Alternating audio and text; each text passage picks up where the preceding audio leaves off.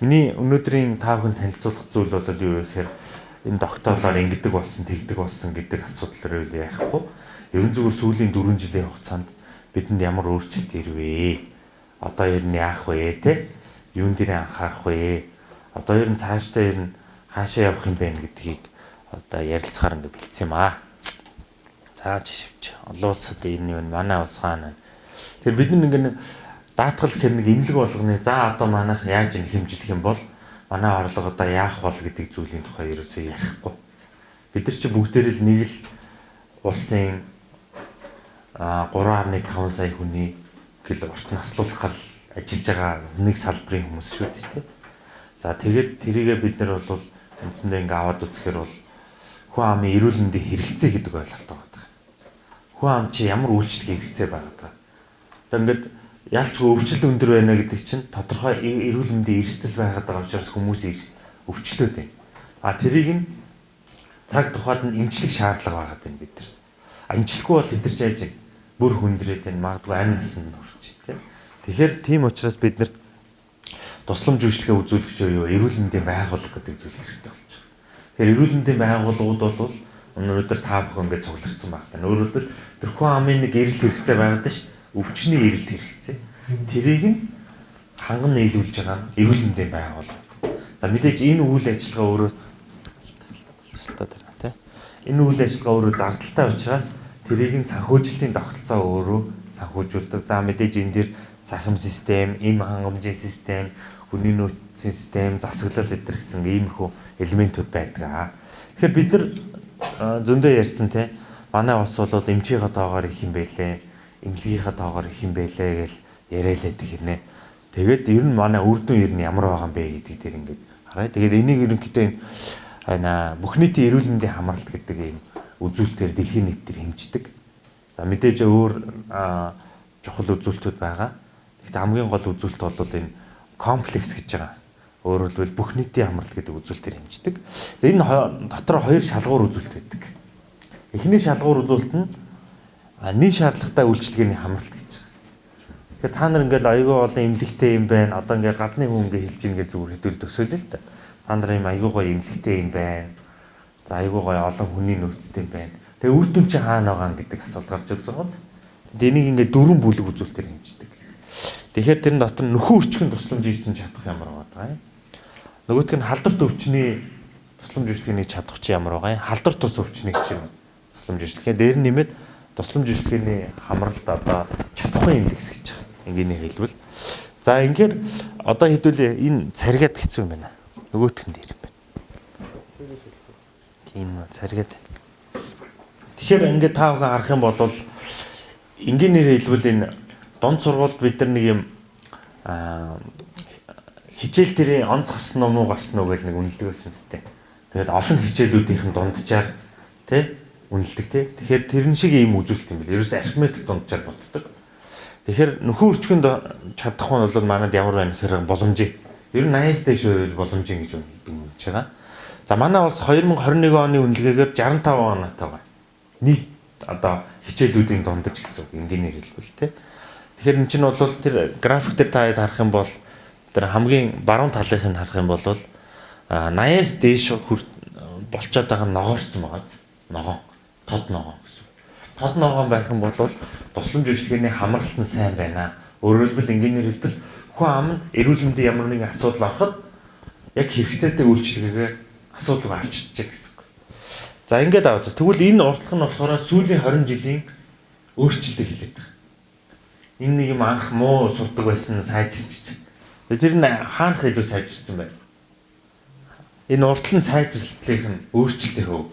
Өөрөөр хэлбэл ээлж сурдаг байж байгаа он сурдаг болсон хүмүүс гэсэн үг. Хаана? Энэ ногоон сайн гэсэн шүү дээ. Энэ Америкч нь сайжраагүй юм биш үү? 10-аас доош сайжирсан ч шүү дээ энэ хараа. Энэ улмар шат чинь 10-аас доош гэнэ. Хаана сайжралт нь явсан бэ? Азийн орнууд дээр шүү дээ. Хятад, Индийг, Зүүн Даз, Казахстан, Иран. За Латин Америк дээр байна. За Өмнөд Африк гэдэг судад одоо тэд нар муу сурдаг байж байгаа онцордог болсон. Америкийгаа сайжрахгүй байна, Австралигаа сайжрахгүй байна. Юу гэж бодож байна? Угаасаа л онц сурдаг байсан байгаа байхгүй. Онц сурдаг хүүхдүүдэд дахиад сайжрна гэж байх уу? Тийм. Тэгэхээр өөрөөр хэлбэл энэ тусламж үйлчлэгээний хамралчин өөрөө сайжрна. Тэгэхээр манай улс болохоор нэг 10 хэдэн функтаар сайжирсан байна. Тэгэхээр өнгөрсөн 20 жилийн хугацааг хэдүүлээ ингээд өгнөд үзэх юм бол яаж юм? Бид нар эрүүл мэнд зардаг мөнгө чинь өндөр бас 2000 онд эрүүл мэндийн салбарын төсөв 45 тэрбум төгрөг байсан юм. Одоо бараг нэг эмнэлгийн төсөв өсдөг. Тэ? За мэдээж инфляц бол явж байгаа л да. Гэхдээ бол ингэж нууг бол яваагүй.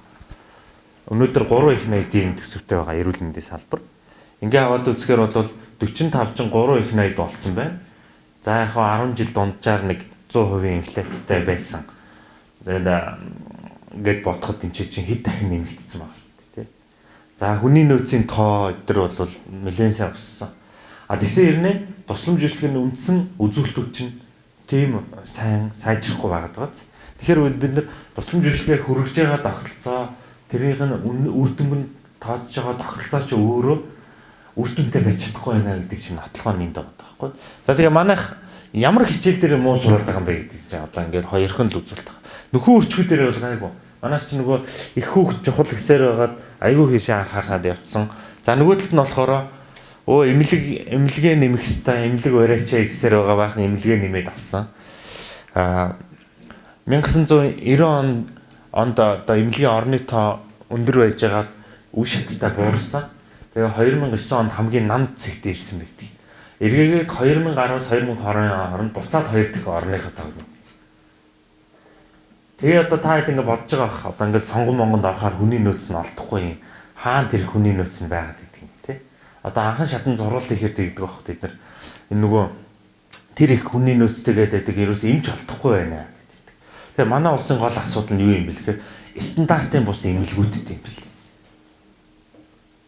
Тэрний юу гэдэг нь гэхээр байгаа хүний нөөцөө хуваагаад авчдаг. Эмнэлэг болгон төс онцлогын эмчтэй болох гэдэг ингээд болчихж байгаа байхгүй юу? Тэгэнгүүтээ эмнэлэг болгон тэр эмчигээ пүүл ажиллуулж чадчихна уу? Тэгэхээр бид нар үр ашиггүй байгаад байгаа асуудал чинь эрүүл мэндийн байгууллагуудын хуваагдвал байтал. Харахаар эмнэлэг үү эмнэлэг гэхдээ хүчин чадал нь тэнгэр газар шиг зөрөгтэй тийм. Тэгээ ингээд жижиг сажиг том. Тэр болгон чи сайн сэлцээ. Тэр болгон чи эргээгээд яаж юм гэхээр нөөцийн хувьд үр ашиггүй байдал гэдэг зүйлийг бий болгоод байгаа байхгүй. Өөрөөр хэлбэл нэг бүтээгдэхүүн үйлдвэрлэх өртөгч нь харилцаа адил болчихж байгаа. Ижилхэн бүтээгдэхүүн хийгээд байгаа хэрнээ нөөц нь харилцаа ялгаатай учраас үйлдвэрлэгч өртөг өөрөөр болгоо. Тэгэхээр зарим эмнэлэг нь өрөнд ороод байгаа маа. Зарим эмнэлэг нь яаж юм?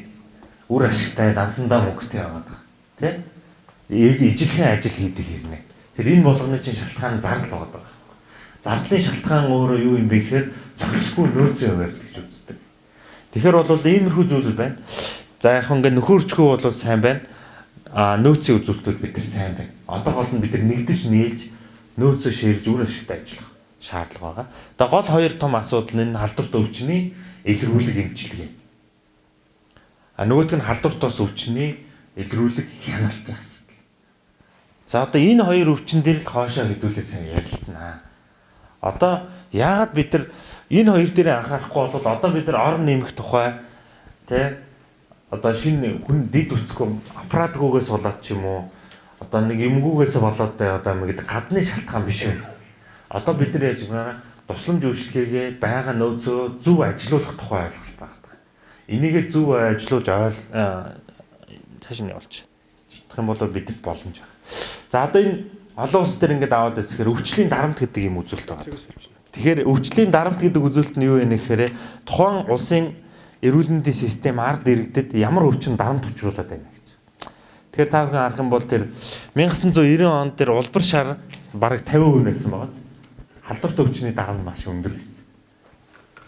Одоо ингээд яаж вэ 2021 он болсон чинь халдварт өвчний чинь дарамт нь богцоод халдварт тус өвчний дарамт болсон. Энэ одоо сайн уу муу юу? Сайн гинэ. За түргэн тусламжийнх нь бол сайн гэж байна. Зөв. Тэгэхээр энэ бол халдварт тус өвчний дарамт гэдэг бол өөрөө маш том аюулын тохио. Халдварт өвчин бол магадгүй өхлийн хувь өндөртэй. Гэхдээ эмчилгээ бас авдаг байдал нь боломжтой. Тэгэхээр оролбол 1-2 удаа эмнэлэгт хандаад асуудлаа шийдэх боломжтой. За халдварт тус өвчин бол яах нь вэ? Салнаа нэг байхгүй, эдгнээ нэг байхгүй. Эдийн засгийн хувьд, сэтгэл санааны хувьд, өрх гэр улс орны хувьд маш том дарамттай байдаг. Тэгэхээр халдварт тус өвчний дарамт чинь өөрөө өндөр болоод байна гэдэг бол эрүүл мэндийн систем улам хүндрэнэ гэсэн үг. Ер нь бол тий. Гэхдээ мэдээч нөгөө хүн урт наслах тусам нас орж байгаа онш нь болохоор яах нь вэ? Халдварт буссаараа илүү нас ордог тий. Тэр нэг би Баабургаа нэг подкаст сонсож байна. Тэгсэн чинь хавдар ягаад өсөд байгаа юм бэ гэж ярьсан чинь хөгшөрч өхөө гэж онш байдгүй учраас нэг бол хавдар нэг бол зүрхний өвчнөөр нас ордог. Энэ бол угаасаа дэлхийн нийтийн хандлага гэж байна. Тэгэхээр бид нар энэ дээр ерөөсөө тийм одоо паниктаж болохгүй юм байлээ. Хэрвээ хүн ам чинь урт наслыг гэж байгаа бол аль нэг өвчнөөр л нас орж таарна тий.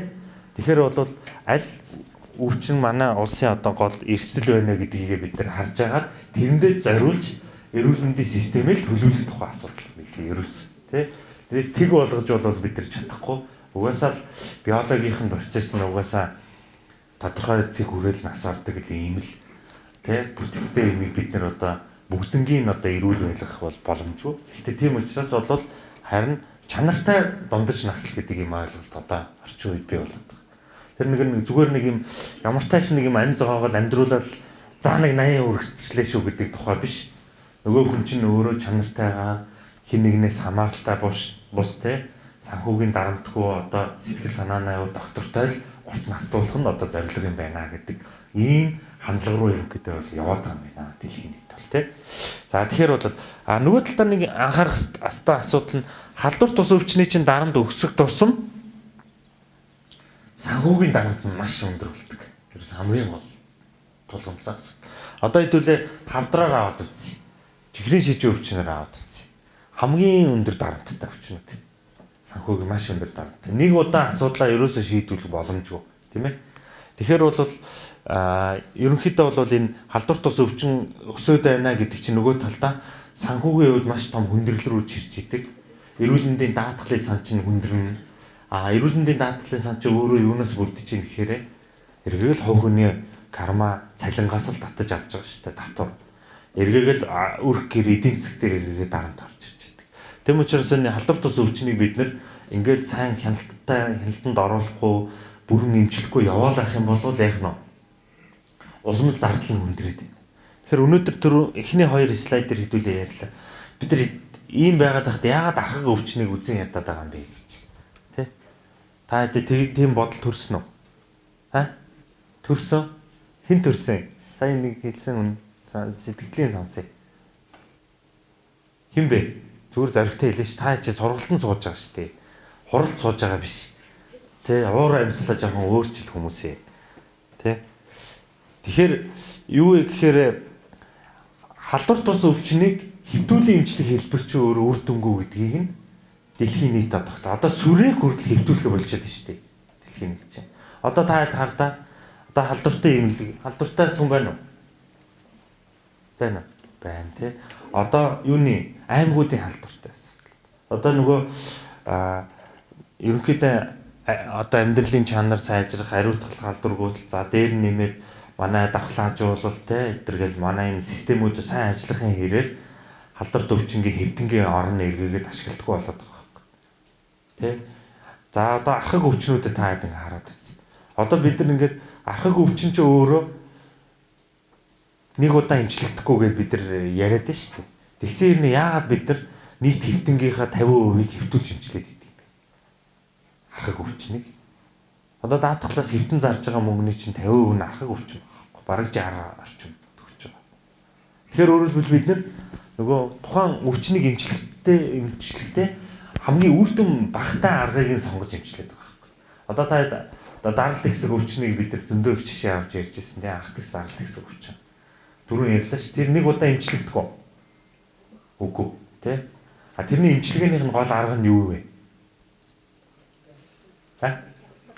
Тогтмол хяналт дээр нэмээд амьдралын өвчл хоёр хосолж ийж энэ өөрөө үр дүн гарна тий. Тэрийг бид нэр яаж чинь эмнэлэгт нэг удаа 500 мянган төгрөгөөр хэвтүүлж эмчлэх гээд байгаа юм. Тэгээ эн чинь эргээд эрүүл мэндийн системийн зардал дээр маш том үр ашиггүй зардлыг бий болгож байгаа. Тэгэхээр бол эн чинь эргээгээд яаж ин орны тоод хэлэх шалтгаан болж байна. За орны тоод хэлэхээр яадаг удаанаар нөөцийн хувирлын хоног дэмжигддэг. Тэгээ нөгөө нэг ядж хэл амтай хүмүүс хэвтэн. Тэгээд ирэхээр эмд сувирлыг хоолгаа болно, эм тариа хангалтгүй хийлээгнэ. Яг үндэ баахан эмнэлгийг шатаачж байгаа. Шатаагаад нэг арай гэл нэг юм 500 мянган төгрөг оллоо. Нөгөө олсон мөнгө чи яах нь вэ?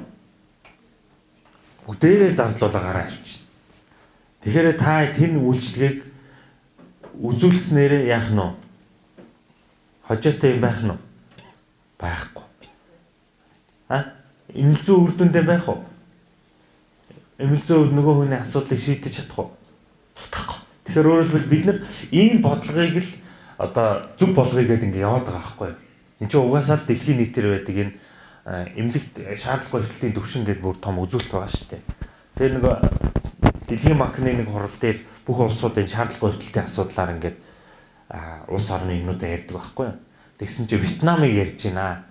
Хуучин социалист улс байсан. Шаардлагагүй хөлт амар өндөртэй тэр хэлт ярьдаг байхгүй юу? Тэгээ хинт гэсэн чинь 11% гэдэг байхгүй. Дараа нь Монгол ярьдаг байхгүй. 29%. Тэгэхээр өөрөөр бид нар ингэ бодоод үзэхээр ямар байна? Амар байгаа байхгүй. Тэгээд гол нь энэ пост соц орнууд 1990 онд орныхоо тоог бүр навс буулгасан юм лээ. Ерөөсөө нөгөө социалист эрүүл мэндийн тогтолцооч ерөөсөө гол эмчилдэг хэлбэр нь хэвтүүлэх байсан ерөөсөө. Одоо та хэд эмнэлгүй өөрсдийнхээ эмнэлгүүдийг ингэ хараад үзтээ. Хэвтэн том уу, амталтаар нь том уу? Хэвтэн том байгуулсан. Ерөөсөө л хэвтүүлж эмчилнэ гэдгээр бүх нөгөө дэд үлс төлөвлөлтүүдээ хийцэн. Одоо манай ихэнх эмнэлгүүд чинь дандаа социализмын үеийн өмнө баригдсан эмнэлгүүд байдсан шүү дээ. Тэ? Сүүл шинэ орсон эмнэлгүүд юу байна? Гэвь бодоо 2 дугаар эмнэлэг. Сүүлийн 300 орт. За ашуусан эмнэлэг өөр сонгой анхны жишг тэ? Улсын эмнэлэг л яриа шүү дээ тэ? Өөр юм байна уу? Тий, одоо тэр нэг аймагуд дээр нэг жижиг сайжиг одоо тэгээ нэг эмнэлэг гэхэд хэцүү, буудлах гэхэд хэцүү тий. Нэг тийм одоо манайхан аймагаар явахаар ингэдэг байхгүй. Ингээд нэг баахан юм бараг 7-8 байшинтай юм шиг байгаа даа тий. Тэгээ одоо ингээ яалтаа тусламж нь хамгийн өөр ашиггүй байгаа байхгүй. Их барихын игэнд тийш навьч тавьсан. Их барихын яралтай гэл. Тэгээд тэр их барихын яралтай ихэнд бол яах нь нөгөө нэг дөрөв ээлжиж чинь нөгөө юм асуудал. Тэнд нэг хөөхтөн гээл. Тэнд нэг ерөнхий яралтай гэл гараад. Эмнэлэг нэг тоороод сул байх тусмаа илүү өөр ашигтай байна. Бүтээмж хамаагүй сайн. Тэгэхээр эндээс бид нар юу гэж хэлэх гээд байна гэхээр энэ яг орчин үеийн эмнэлэг, орчин үеийн юм хэв шинжтэй эмнэлэг ерөөсөө бид нар төлөвлөж чадаагүй байгаа байхгүй. Одоо ийм учраас амбулаторь дээр маш их бухимдалж хэрэгэл байгаад байдаг. Харин хамгийн том нэгдүгээр эмнэлэг нь амбулаторь байна. Хамгийн их бүтээмжтэй, хамгийн өндөр нь тий. Сонгон найрханы нэгдсэн эмнэлэг сүм байгаа юм. Энэ чинь дандаа харьяа одоо тий. Нөгөө. Сонгон найрхан болов жишээлбэл нөгөө яг ADB-гийн тэр нөгөө төлөвлөлт хийж ирсэн хүмүүст нь би тухайд баригдахаас өмнө уулзж ирсэн юм л да. Тэд нар болохоор яг төлөвлөлтөө бол тэгж хийж ирсэн. Гол нь та нар тэргээр ажиллаж гин үгүй юу? Сая Монгол эмнэлэг болгоцсон. Гол санаа нь бол ерөөс амбулаторь нь хэвтэнгээсээ 3 дахин том байх хэрэгтэй гэж. Тэгжиж өөрөө зөв харьцаатай байдаг гинэ. Үйлдвэрлэлийн функц гэдэг юм байдаг юм ээ эмнэлэг дээр. Тэгээ тэр нь юу вэ гэхээр одоо та хэд нэг хоол захиалгаар бодох юм бэлээ. Одоо 60-уулаа хэдүүлээ хоолнд орё. Тэ? Тэгэхээр яах нь 60 хүн хоол захиалахад 60 тэр мах 60 одоо салаад тийм үү? 60 шүтлэний асуудал тэнд хэрэгтэй шүү дээ. Тэгэхээр хүний ерөнхийд эрүүл мэндийн хэрэгцээ ямар байх вэ? Тэрэн дээр нэмсэн төлөвлөлт байх хэрэгтэй гэдэг. Тэгэхээр бид нар чинь нөгөө тусламж үйлчилгээнийхээ бүтцийг зөв хийхгүй яг нэг хуучин бүтцээ хадгалаад тэгсэн хэрнээ гүйцэтгэлээ нэмнэ гэдээ үзээд байгаа байхгүй. Тэгэхээр ингээд та хараа хэвтэнгүүд чинь сул зах за харьяагууд гайгүй байдгийн. Дүүрэг аймагуд зунжингээл суулцах гэж байгаа. Эхнийхээс бол жишээлбэл 50% нь бараг айгүй бага ашиглалттай. Тодорхой сезон дээр айгүй өндөр нэмэгддэг. Нийлбэр дүнгээр ингээд бодохоор ингээд нэг 90 гаруй хувьтай яваад байгаа. Та хэд ингээд эмнэлгүүдээ ингээд хараад байгаа. Тэгэхээр бидний энэ үр ашиггүй бүтцүүд чи өөрөө эргээгээд энэ тусламж үйлчилгээгээ одоо тэлэх сайжруулахад одоо юу одоо би сонгон нархны нэгдсэн имлэг болж ингээ харсан. Дээр үед 5 жилийн өмнө 2 тэрбумын төсөвтэй имлэг байдаг байсан. Одоо өнөөдөр бараг 29 30 хүрч гинэ үү? Топ 6 руу ороод ирсэн гэж байгаа байхгүй. Тэгэхээр өөрөлдвөл эдний хувьд бол тийм том байшин барилгын тухай ерөөсөй ойлголт байхгүй. Тийм хүний нөөц нь тийм ч их биш. Гэсэн хэрнээ нөгөө үйлдвэрлэлийн функц нь хэцүү байдаг. Зөв хэлбэрээр үйлчлэх явж. Тэгэхээр бид нар зөвхөн өнөөдрийнхаа нэг юм даатгалын тариф юуны тухай биш. Эмнэлгээ бид нар үр ашигтай болгох дээр ерөнхийдөө ажиллаж гин үү? Ер нь юу хийж гин гэдгийг бас та бүхэн маань бодох хэрэгтэй. Яа тэгэхээр та хэд минь эдийн засгийн төлөвлөлтийг эмнэлэг дээр хийгээд байгаа хүмүүс байхгүй. Тэ? Хаана зөв болох вэ? Тэгэхээр иймэрхүү байдлаараа бид нар ийм тусламж үйлчлэгээ үзүүлж байгаа хэлбэрээ зөв болохгүй бол өшөө илүү бид нар одоо хүндэл цаана одоо их юм шүү гэж. За одоо энэ сэргийлж болох нас оролт гэдэг ийм үзүүлэлт байгаа байхгүй. Энэгээр ингээ аваад үзэхээр ерөөсөө манай улсын чинь гол нас орж байгаа шалтгаан дэлхийн нийтээр ингээд 4 өвчин байгаа.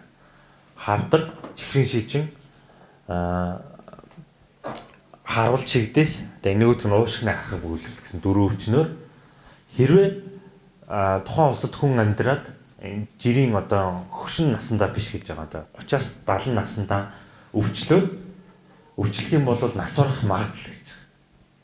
Тэгэхээр одоо шилбэл хотоодны хавдраар манай улс дэлхийд өвчлөөрөө 2-т орж гинөө тий? Солонгос нэгт гэж. Нас оролтаараа Монгол хэд байна? Нас оролтоо нэгт Солонгос 10-т байгаа. Тэгээ энэ юу гэсэн үг вэ? Эмчлээд байгаа биз? Эмчлээд байна тий? Тэгэхээр яг энэ шиг ийм үзэлт юм лээ. Одоо жишээлбэл саяны энэ 4 өвчний улмаас нас барах үзүүлэлт гэдэг энэ доктортой үйлчлэлийн зорилттой үзүүлэлт байгаа. Монгол улсад саяны 4-өөр одоо хүн өвдөх юм бол нас барах магадлал нь хэд байна? 35% тай. Өөрөөр хэлбэл саяны 4 өвчнөөр өвдсөн болвол 3 тутмын нэг нь нас орно гэсэн үг. Хэрвээ саяны өвчнөөр солонгостой өвдөх юм бол яах нь вэ? 10 тутмын биш ээ 100 тутмын 7 нас орно гэсэн үг. Биш ээ. Удлаарч 7%. Тэгээ 3 чинь юу лээ? 10 тутмын 1 хүрэхгүй нас орно гэсэн үг байхгүй. За нэг нь нас орно гэж тий. Тэгэхээр өөрөлдвөл тэр хүн өвчнөр хаана одоо үдснөөсөө хамаарат амьдрах уугүй юу гэдг нь ялгаатай байгаад байна. Тэр үүний өөрөлдвөл эрүүл мэндийн тохиролцооны үр дүнг одоо үнэлдэг нэг юм үзүүлэлт байх нэ. Тэгэхээр бол бид нэр ийм үр дүн рүүгээ чиглэх шаардлагатай болсон л гэдгийг хардаг. За одоо даралт гэсэн үг чинь одоо гол суурь шалтгаан энд байгаа байхгүй. Одоо нас оролтын нэгдүгээр шалтгаан чинь бол зүрх судасны өвчин байгаа тий. Харуулж шигдээс хоёр байгаа. Энэ хоёр нийлээд явж байгаа. Энэний чинь суурь шалтгаан түрүүн ярьсан шүү дээ. Хяналт тий. Тэгсэн чинь энэ каскад анализ гэдэг юм ийм. Ингээ аваад үзсэн чинь араа юм байгаа байхгүй. Эрэгтэй хүмүүс дээр тэгээ 100 хүн байна гэж бодъё л та. 100 одоо даралт хэсэг өвчтэй хүмүүсийн 36 нь онцлоогүй ингээл явж байгаа. Даралт хэсэг байна гэл ингээл тоодаггүй. Нэрхтэйгүүд нь шүү.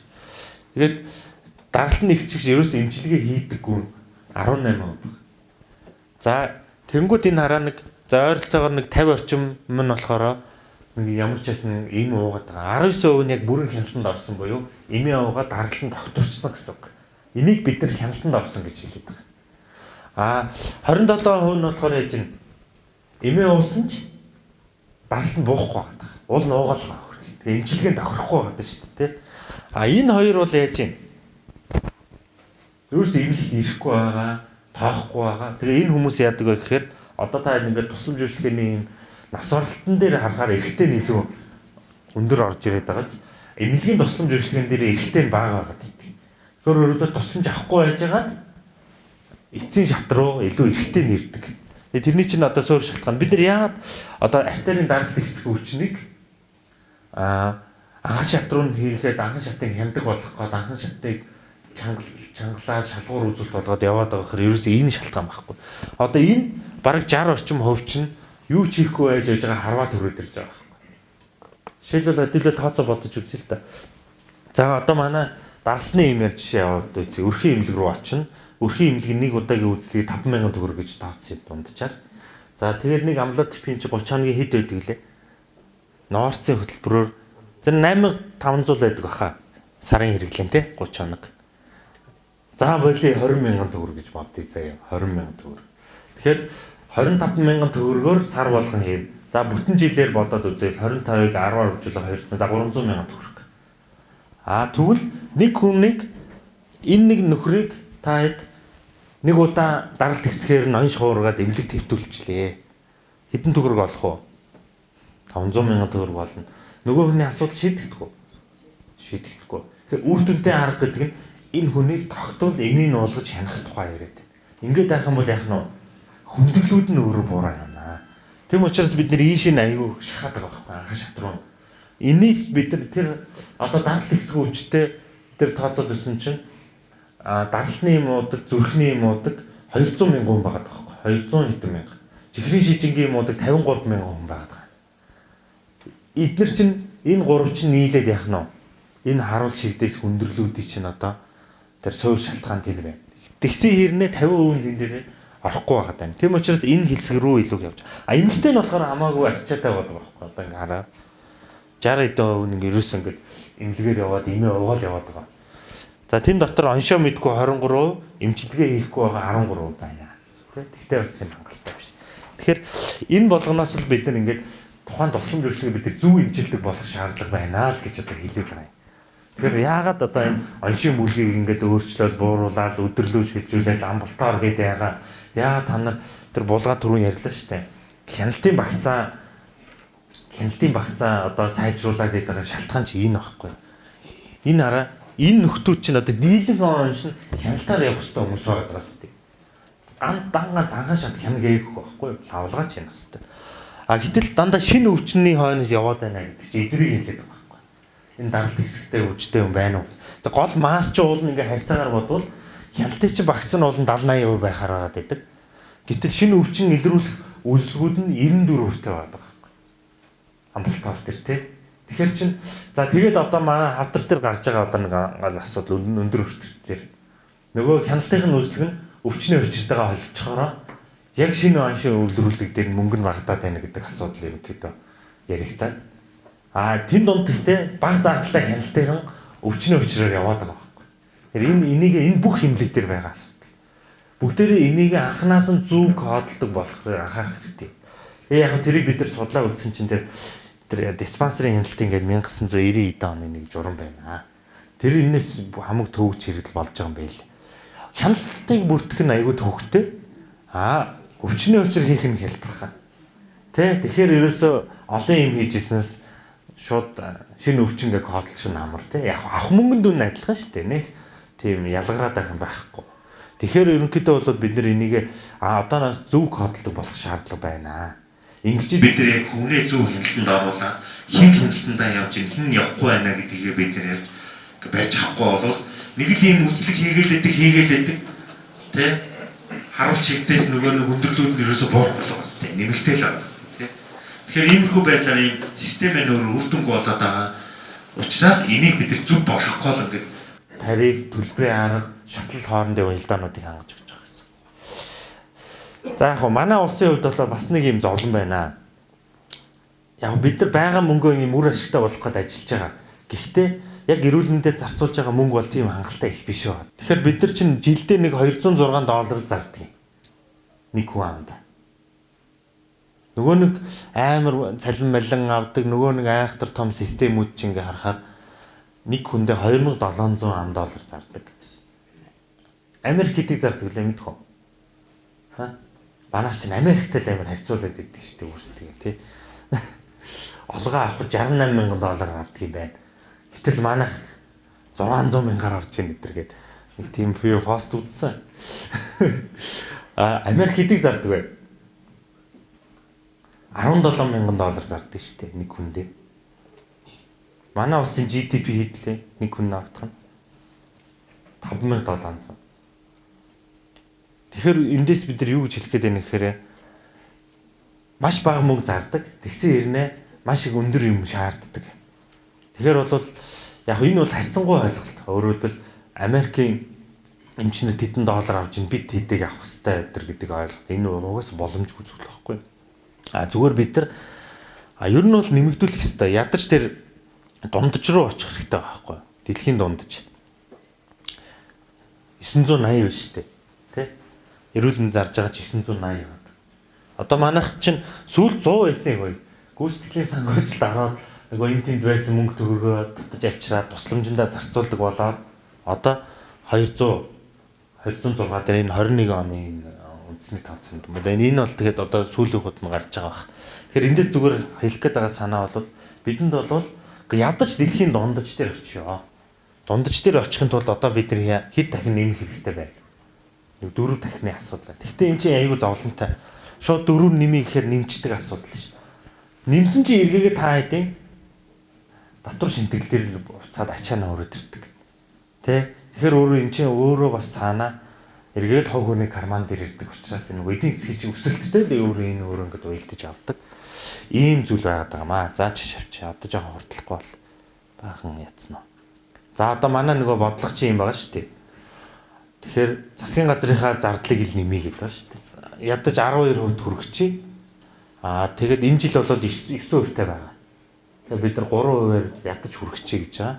За дээр нь эрүүл мэндийн нийт зардал хувь хүний төлбөрийг бид нар 25%-аас доош хөндлөж яах гэж байна. Мэдээж тэр хувь хүний төлбөрийг бууруулахын тулд улсын зардлаа нэмнэ, эсвэл нийт зардлаа бууруулна гэсэн үг. Нийт зардлаа бууруулна гэдэг чинь юу гэсэн үг вэ? Эмнэлгүүдэд цомгох нь л гэсэн үг шүү дээ. Зардлаа буурна гэдэг чинь тий. За цааш явчих. За одоо нөгөө нэг төвлөр сааруулах бодлого. За нэгдүгээр бид нар тусламж үйлчлэгээ зөв үр дүнтэй эмчилдэг болъё гэж ярьсан шүү дээ. Одоо тэгвэл хэн үр дүнтэй эмчлэх вэ гэдэг асуулт гарч ирж байна. Хэн? Даралт хэсэг өвчнийг нэгдүгээр эмнэлэг эмчлэх үү? Ундрмагч эмчлэх үү? Эмчлэхгүй. Гэхдээ танах эмчилдэг үү? Эмчилдэг те. Уул нь ёсгүй гэхдээ эмчилдэг. 3 дугаар эмнэлгээр нэг байгаа та. Тэ? 3 дугаар эмнэлэг дээр айгүй их юм билээ шүү дээ. Ер нь тэрний шалтгаан төвчнүүд нь те мэдээж төрөлцсөнтэй нь холбоотой байдаг баг. Тэгэхээр бид нар одоо нөгөө төвлөр сааруулах бодлого явж чинь тийм ээ. Төвлөр сааруулах бодлого чинь даатгалтайгаа илүү уялдаатай гэсэн үг. Төвлөрлөн саараад зөв шатандаа хямд эмчлээд байвал хэнд ашигтай вэ? Хэнд ашигтай? Иргэнд ашигтай яг зөв. Онц нөгөө дүн тавьдаг бол онц тавих юмсан. Тэгэхээр иргэнд ашигтай. Тэгэхээр даатгалын сангийн чи мөнгө хэмнэ гэдэг чинь яах юм? За ашиггүйгээр кармалж аваа, хувааж аваа явах уу? Үгүй үсттэй. Үр ашиггүй юм зараад байгаа мөнгөийг чинь өшөө хэрэгцээтэй юм руу л явуулна үстэй. Чи нийтийн сан, паблик тий. Тэгэхээр өөрөлдвөл бид нар хэрэггүй юм зараад байгаагаа зөв эмчилдэг болоё л гэдэг байхгүй. Тэгээ ингээд бид нар ингээд дүн шинжилгээ хийгээд үтсэн чинь ингээд төрөлцсөн эмнэлгүүд нь гадагшаага ашиг айгүйх одоо эмчлэх боломжтой юмыг хийхгүйгээс мөнгө алддаг. Угаасаа тийм хийх замч байхгүй. Угаасаа ингээд битүү дүрц дан 90% дүүрэлтэй байгаа шүү дээ. Төрөлцсөнгүүт чинь. За тэгээд тэндээс ингээд үүдсэн чинь энэ хараа ерөнхий мэс засал хавдрын зарим тусламж үйлчлэгээ гэж. Одоо хавдрын оншилгоо хянаалт хийм эмчилгээ хөнгөвчлөхийг яриад байгаа.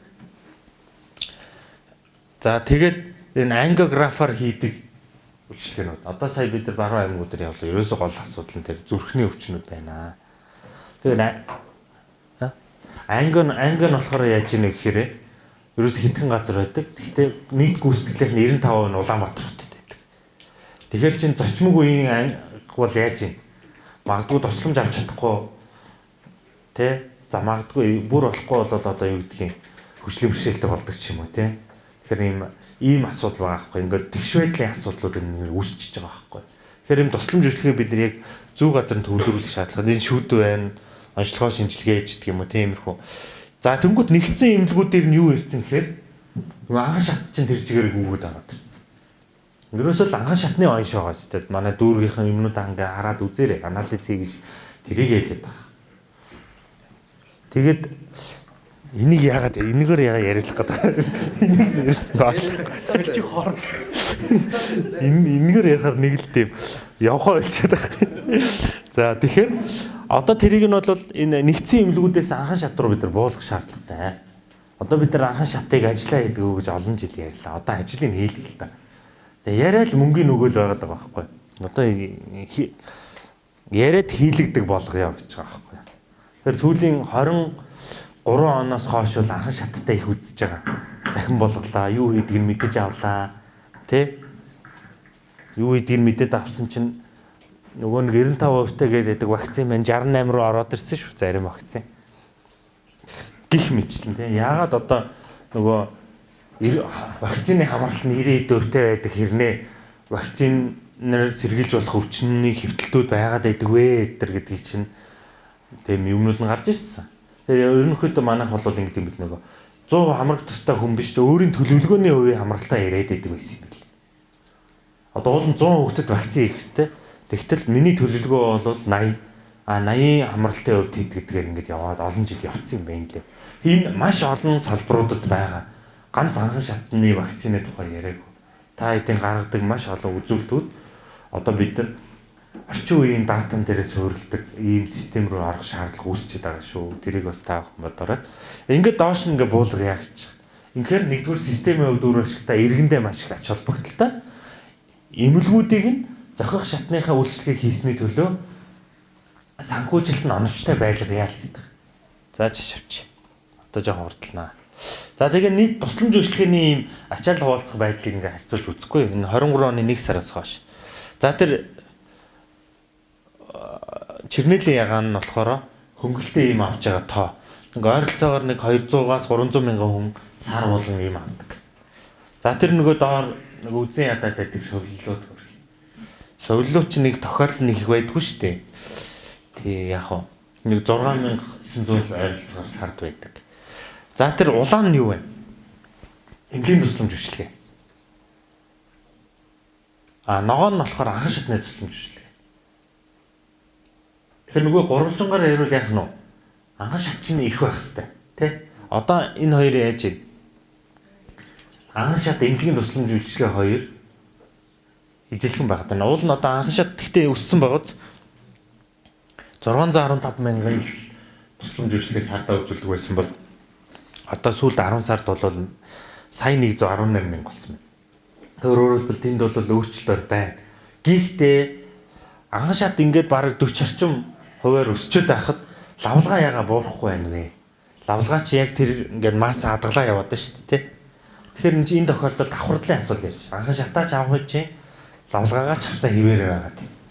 Одоо эн чинь зохистой харьцаа нь өөрөө яах ёстой гэхээр энэ лавлгаагийн тоо хэмжээ чи эргээгээ буурах ёстой. Буураад ирэхээр даатгалын сан дээр юу болох вэ?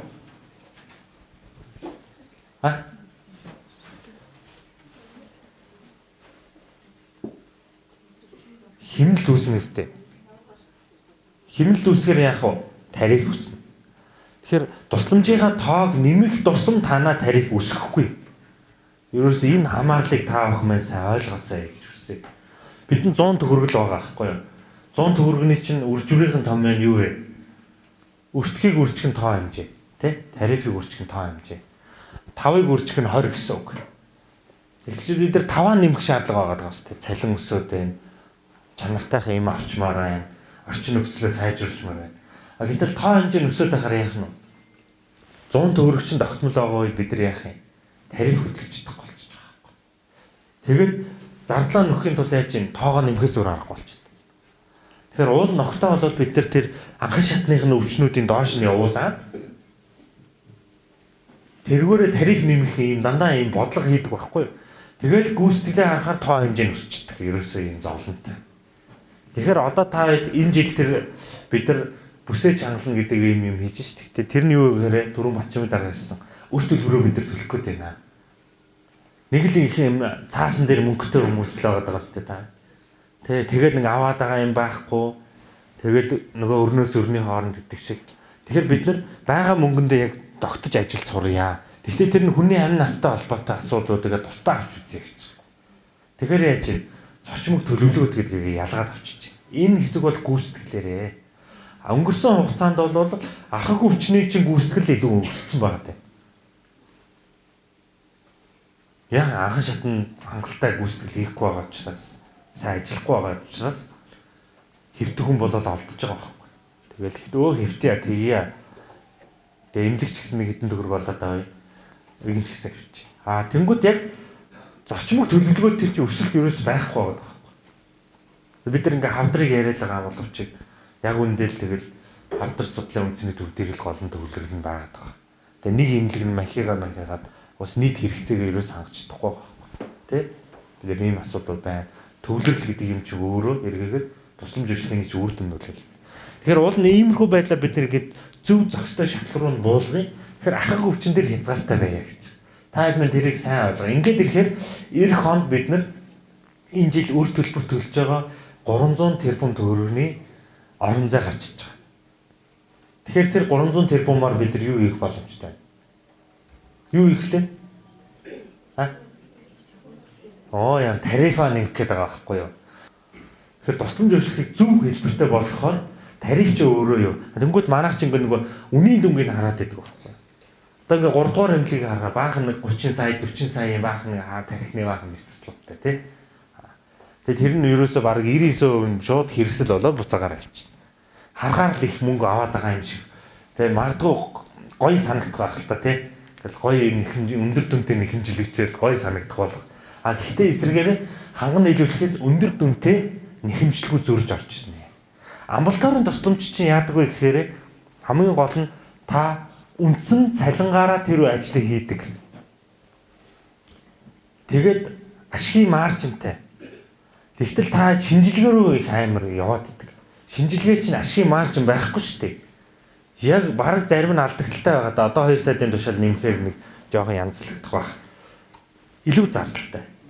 Уул нь эмчийнхаа хүний нөөцөө өөрийнхөө дотоод нөөцөөр явах тусмаа мөнгө чи илүү танаа байгууллага дээр үлднэ. Энэ хамаарлыг бид нар багтахгүй бол нэг 15-20 мянган төгрөгээд голоод байгаа байхгүй. Гэтэл тэрний чинь яг үзлэгийнхаа өртгийг таад бод. Өнөөдөр эмчийн цалин сая 600 мянга гэж бодъё. За 2 саяга бодчих. Ажлын 20 хоног тавахаар өдрийн хэд 100 мянган төгрөгөөс. За шууд усаар л нэг кабинетээр 50 мянган л байдаг юм. Үсрээд 150 мянган төгрөг зард. Хугарлын цэг хэд вэ? Нэг юм чидүү үзлэг хийвэл зардлаа нөхөх вэ? Өдрийн зардал нь 150 мянган төгрөгөөр болчихлоо шүү дээ. Үзлэг хийгээд болох. 20 мянгаар уу? 25-аар 6 үзлэг. За 20-оор бодъё хэдүүлээ те. Үзлэгийг чинь 20-оор бодож байгааг би бодоход хэд вэ? 8 үзлэг. Танай кабинетууд хэдэн үзлэг хийж чинь та өдөрт? Бурцааж байгаа юм шүү. Айл юм лээ 40 хийж байгаа айл юм бэ та? Арьс 40 хийж байгаа тий. За арьсны юм зүгээр жоох өөр асуудалтай. За өөр юм л. Тэгэхээр бид нар яаж яах вэ? Тэр амбулаторын тэр ахиуц ашгүй чи хаашаа яваад байгаа юм бэ?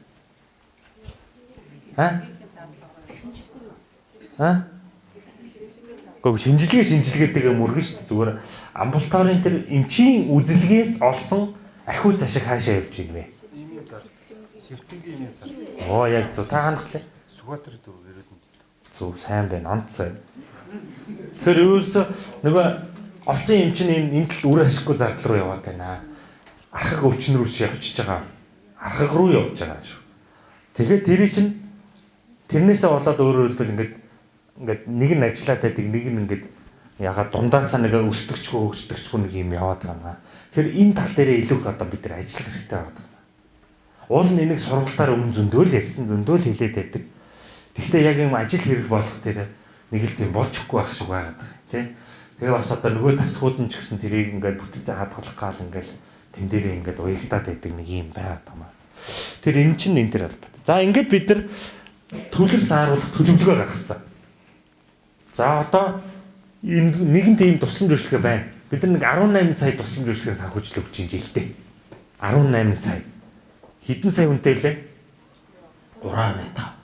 18 сая тусламж үйлчлэгээ санхүүжүүлдэг. Тэгээд тэрийгээ бид нар яах ёстой вэ гэхээр нөгөө цэрэн цээжиндээ бөөрн бөксөндөө гэдэг шиг тий. Энэ тусламж үйлчлэгийг зөв хэлбэрээр зөв шатанд нь байрлуулах төлөвлөгөө гаргасан. Одоо энэ төвлөр сааруулах бодлогын хүрээнд яг одоо нөгөө даатгалын 4 жилийн үндсэн даатан дээр үндэслээд манай даатгалынхан за бид бүхэн хамтраад маш том судалгаануудыг хийсэн. Тэгээ ерөнхийдөө бид нар ийм одоо анхан шатруу яг энэ оншуудын амбулаторь өдрийн эмчилгээг явуулъя.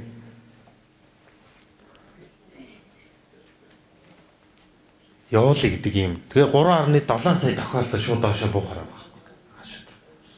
Анхан шатны эргээгээ шингээх боломж байна уу гэдгийг тооцож үзсэн. Анхан шатны ашиглал 42% таа байгаа. Одоо 42% таа байгаа. Тэгэхээр өөрөлдвөл тэн дээр боломжууд байгаа. Шингээх орон зайнууд байгаад байгаа гэсэн. Тийшээ явуулъя гэж. За, цаашаа. За тэгээд саяны энэ оншууд ш. Одоо бодисын солилцоо, мэдрэлийн тогтолцоо, зүр судас, за уушиг, тэ хоол боловсруулах, өөр шийсэн зам. Ерөөсөө эдгээр чинь топ одоо шалтгаан. Тэнгүүд эдгээр дээр ингээ хараад байсан чинь ер нь яагаад тэгвэл анхан шат алгасаад байд юм бэ гэдэг дээр анализ хийж үзэж байгаа байхгүй. Ингээд үзсэн чинь ерөөсөө юу байсан гэхээр яг зарим нь анхан шат дээр хийгдгээр бид нар тогтоолоор дэмжиж өгсөн юм байна. Гэхдээ хийж байгаа байдал нь яаж юм? Манайх хийдэг болсон л гэдэг байхгүй. Тэгээ яг 1-2 удаа хийсэн. Тэгээ хийсэн л тооцсон л доо тэр чинь тий. Одоо сая баруун аймагуудаар ингээ явдлаа.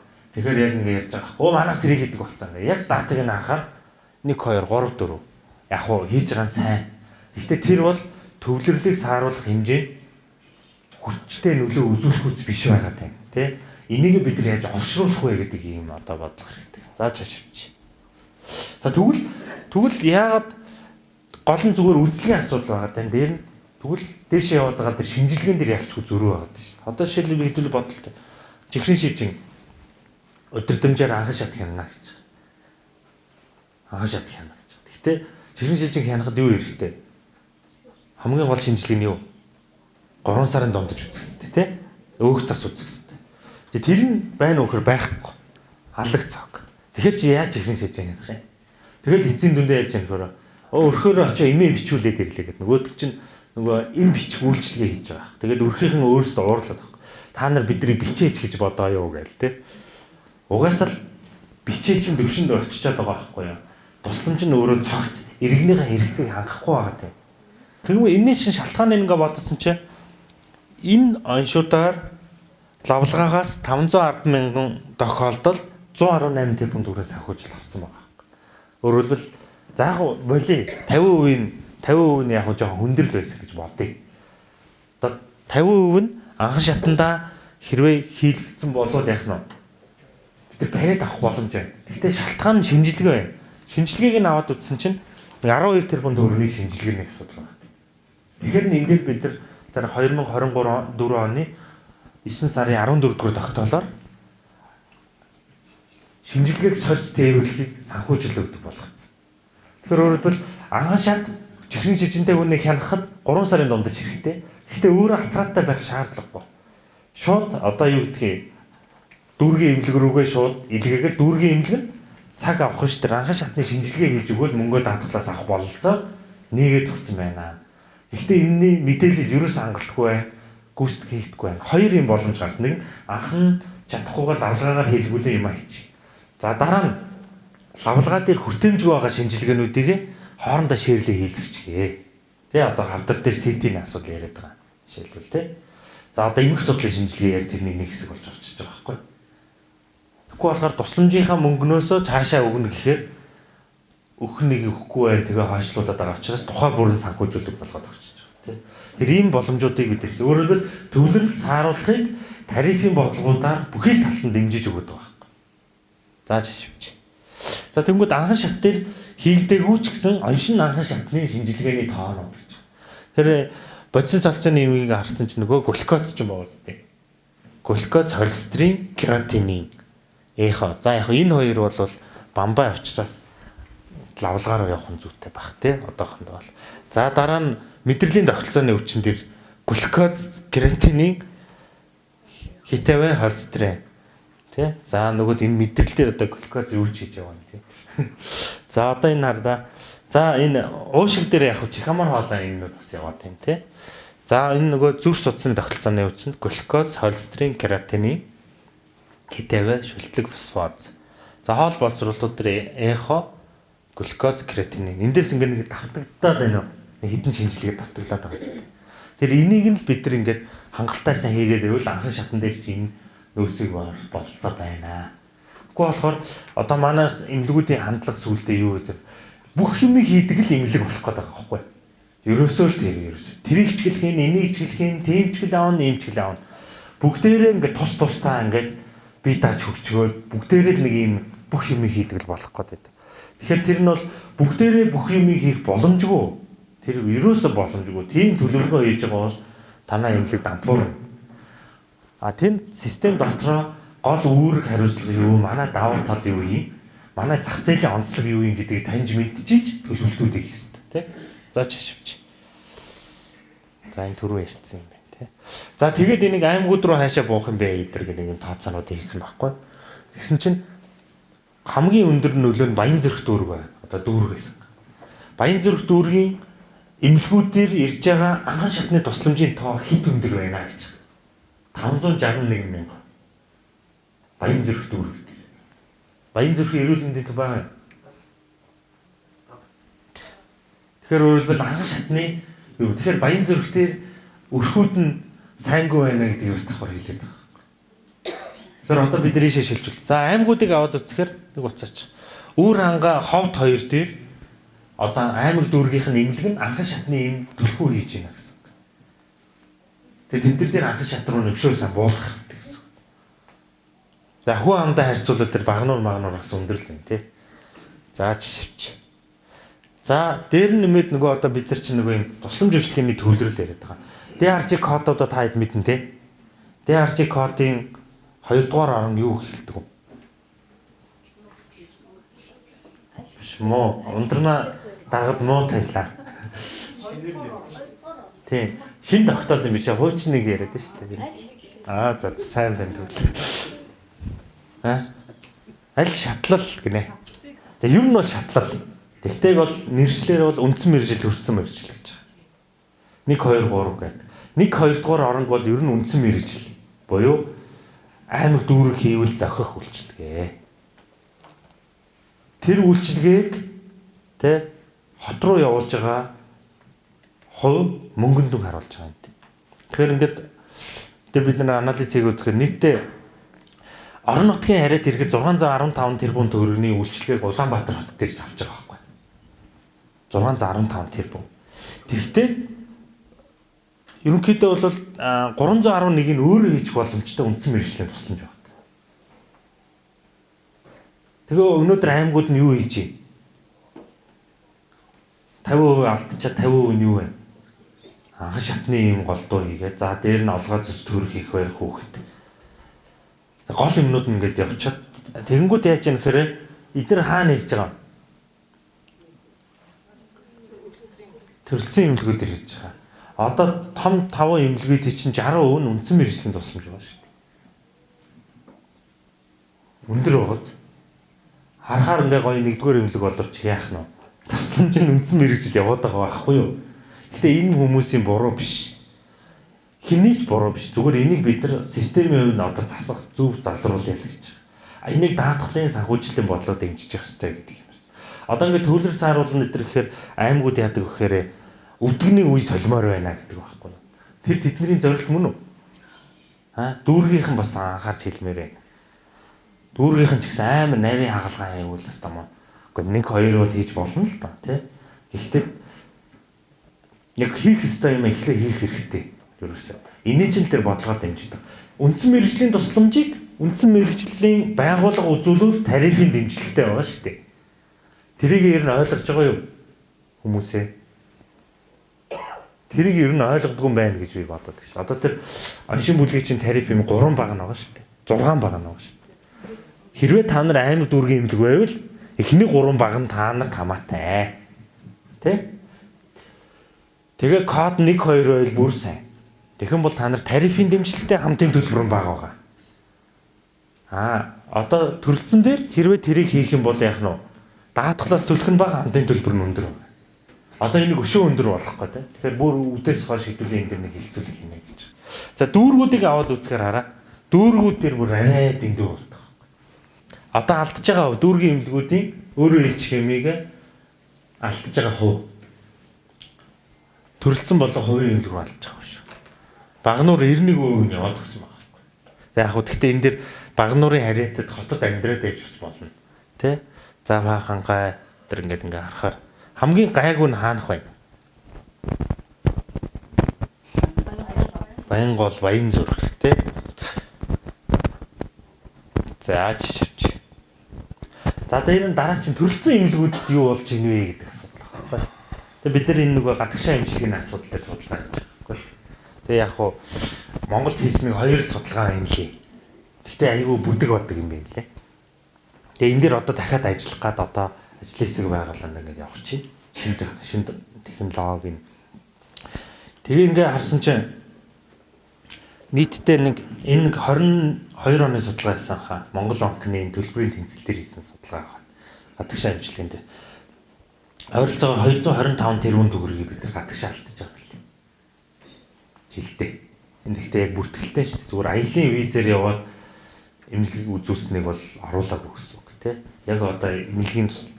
Тэгэхээр 225 тэрбумын ингээд та харах юм бол 112 буюу 50% нь ерөөс юу вэ? Хүслэг онцлогоогоор яваад байгаа. Тэгээд энэ дээр Солонгос хийсэн судалгаа болдог. Манай нэг одоо тэнд доктор хамгаалсан хүний судалгаа. Солонгост хийсэн топ 10 шалтгааны судалгаа хийсэн байгаа байхгүй. Эмнэлгүүд дээр ингээд Монголоос ирж байгаа хүмүүс дээр асуусан судалгаа явуулаад. Тэгээд ерөөсөө эхний 5 шалтгаан нь болоос Монголд оншилдог, эмчилдэг. Гэхдээ оншин зөрүүтэй байдаг, чанаргүй, найдваргүй, тэ эмч болгон өөр юм хэлээд энэ юу хөө одоо тэ найдвартай юм дээр гэдэргээд ингэ явдаг шалтгаан байна. Тэгэхээр 50% нь бид нэр өөрөө хийдэг юм аа бас алдаад байна. Төрөлцсөн эмнэлгүүдээ хэлээд байгаа. Яг одоо мис засал эмчилгээ нь бол яаж юм? Үзлэг онцлогоноос бага байгаа биз. Тэ? Тэнгүүтээ энэ дотор ч гэсэн манай хийдэг юм. 8 дугаар шалтгаан нь Монгол эмчилдэггүй учраас би явж байгаа гэдэг шалтгаан байна. Тэгэхээр энэ нийт зах зээл чи ерөөсөө бид нар хийдэг, тэгтээ хийдэг юм чанарын хувьд ололттой, оншин ойлгомжтой биш, найдвартай биш, эмч бол өөр юм ярьдаг, тий? Ийм эсвэл технологийн хоцрогдол гэдэг. Одоо жишээлбэл тэрийг нэмжилдэг үү манай нэмжилдэг. Гэхдээ эмчилдэг арга нь жоохон хуучирч байгаа. Тий? Иймэрхүү шалтгаануудаас олж байгаа. Тэгэхээр одоо бид нар яаж нөгөө төрөлцсөн эмнэлгүүд чинь аймаг дөрвөлгөө мөнгө өгөөд шүү дээ одоо. За та нар ингэ хийдэг болчихоо. Би заагаад өгье гэх. Тэгээд төрөлцсөнгүүд дараа нь яаж амьдрах вэ? Анх зардлаад хэлсэн. Яг тийм л бодлоо. Тэгэхээр энэ дээр бид нар одоо судалгаа хийгээд байгаа. Дараагийн ажил дээр. Тэгээд энэ дээр бид бүх хүмүүс сантраа нэг үзий тогтоол гаргуулахаар ингэ төлөвлөж байгаа. Тэгэхээр ерөнхийдөө гадагшаа явж байгаа суур шалтгаануудыг олоод жишээлбэл элдвэр эмнэлэг дээр эмчилдэг хэрнээ гадагшаа явдаг шалтгаанууд юу юу гэдэг дээр судлаад тэрэн дээр бидний шинэ юм төлбөрийн аргуудыг оруулж өгөөд за энэ нэмжлэгийн технологиг энэ жилийн хугацаанд тэдэнд тоогоор одоо нотгошуулж хийх хэрэгтэй байна гэдэг ийм санхүүжилтийн шинэ арга руу оншийн бүлэг биш ийм хэлбэр рүү орохоор гэдэг ийм ажлын хэсэг болов явж. Тэгээд тэр ингээ явахаар та хэд голон сайн идэвхтэй оролцоор олон сайн логикийг ойлгож авах хэрэгтэй. Тэ? Зүгээр маань мөнгө өгөөд дуртай юмаа хийгээгүй шүү дээ. Танай дээр эмчилдэг энэ оншуудаар тэдүүн яваад байна. За мөн Монгол эмчилдэггүй энэ оншоор яваад байна. Эднийг бид яаж богино хугацаанд хийдэг болох уу? Тэ? Гэдэг дээр нөлөө гэдэг тусдаа санхүүжилт өгдөг ийм хэлбэр рүү орё гэж. Ингэж ижил нэг 3 сая хүнийгээ тэр гадагшаа явуулахгүй одоо Монгол дотор энэ чинь энэ мөнгө чинь эргээгээд яах нь дотоодын зах зээл рүү орж ирнэ гэсэн үг үстэй. Тэ? Ийм бодлогоор ингээд зах зээл нь санхүүжилт тусламж үйлчлэгээ хүргэх тогтолцоо ч өөрөө үр дүнтэй нийцэж ажиллах хэрэгтэй тий. Тэр ийм байдлаар бол ингэж ажиллаж байгаа байх нэ гэж. За одоо энэ төгсгөлт нь яаж байна? Нийт тусламж үйлчлэгийн эрэлт хэрэгцээгээ бид зөв тооцох хэрэгтэй байна. Бид энэ хавдар дээр юм нэг судалгаа хийсэн юм л да. Тэгээд энэ дээр болохоор нэг яг өнгөрсөн жилд нэг идэвхтэй үйлчлэгээ авсан 15,000 хавар тавдартай иргэн байгаа байхгүй. Тэгээ энэ хүмүүс дотор чи ингээд харахаар бид нар энэ туяа эмчилгээнд дэр хийсэн тооцоо. Яг оншоор нэг хөөгөвл нэг 26 орчим хувийн туяа эмчилгээ авах шаардлагатай байгаа. Гэтэл авж байгаа нь болоод 972 хүн байгаа байхгүй. Тэгэхээр нийт зөвхөн авбал зах хүмүүсийн чинь 25% нь боيو нийт тавдартай хүмүүсийн 6.4% туяа эмчилгээнд орчих. Гэхдээ туяа эмчилгээнд орох юм бол нас баралтын нь аягүй бага. Тэгэхээр эмчилгээ их үр дүнтэй байна. Үр дүнтэй байна. Нийт нас баралт нь бол нэг 33% таа байдаг шүү дээ. Гэхдээ тэр нөгөө хугацааны шилжилттэй нас баралт шүү. Тэ? Тэгэхээр ерөнхийдөө бид нар энэ эмчилгээний үр дүнтэй байдал руугаа илүү яваа гэдэг байхгүй. Нөгөө амь насыг нь сайн авардаг эмчилгээний үр дүнтэй хэсгүүд рүүгээ хэдүүлээ эмчилгээ өөрчлөлгээ даатгалынхаа мөнгийг хүний нөөцөөр шилжүүлээ гэдэг чинь. За жишээ. Тэгээ бид нар ингээд туяан дээр бид нар ажиллаад дахин зохион байгуулалт хамтрынхантай хамтарч хийгээд ингээд ирсэн. Одоо туяа эмчилгээнд орж байгаа хүний тоо нэмэгдсэн. Тэ? Тэгэхээр бидэрт болцоонууд зөндөө байгаад байгаа байхгүй. Тэгэхээр нөгөө байдаг юм хийгээл ярьдаг юм яриад байгаа байхгүй юу? Яг ахицтай гаргаад үр дүнтэй гарах ажил хомс байна. Амбал тавраа сайхан зохион байгуулаад иргэнд ямар асуудал тулгамдаад байна гэдгийг авахгүй зүгээр бид нар нэг асуудлыг дандаа гаднаас хайдаг нэг юм хандлага байгаад байгаа байхгүй монголчууд аль салбарт байгаа. Ерөөсөө тийм би бол сайн байгаад байгаа тэрнээс л болоод байгаа энэс болоод байгаа биш. Одоо бид нар энийг яаж шийдэж болох вэ гэдэг дээрээ л хамтарч ажиллах шаардлагатай. Одоо ерөөсөө нөгөө муул бол даатгал гэдэг юм нэр томьёо болсон биш. Одоо сүүлдээ нэмлэгийн цаг руу хүртэл даатгал ороод ирсэн гэж байна. Тэр буруу шүү. Тэгэхээр өөрийнхөө хэсэг дээр ингээд анхаарал явуул бидэрт боломжууд байна. Тэгэхээр дүгнэлт нь болохоор тусламж үйлчлэгийг зөв хэлбэрээр үр дүнтэй үзүүлж хүн амын эрүүл мэндийн байдал сайжирна. Дагаад иргэний санхүүгийн хамгаалалт сайжирна. Гэхдээ хэрэггүй үр дүнгүй юм баахан л үзүүлээлээдэг. Өвчнөч одоо дээрцсэн байхгүй иргэнд санхүүгийн дортоо тавил энэ лав сайн систем тогтолцоо биш. Тийм. А манай системд бол давуу тал байгаа. Гэхдээ одоогийн байдлаар бол үр дүн тийм сайн биш үү. Тэгэхээр үр дүнгээ бид нар яаж сайжруулах вэ? За салбарын үр ашгаа сайжруулахгүй бол нөгөө бидний хүсэж байгаа цалин урамшуулал, орчин нөхцөл чанар гэдэг юм чинь сайжрах ямар ч боломж бол. Мөнгө нь нэмдэг тэгэл үр ашиггүй юм руугаа яваад байгаа чи ерөөсөө тэгэл сайжрал хомс байна. За одоо энэ шатлын бодлогыг хүчтэй хэрэгжүүлээ гэж. Тэр хүний юм хам жигэж болохгүй гэж хэлж байгаа гэсэн үг шүү дээ. Ингийн нэрэл.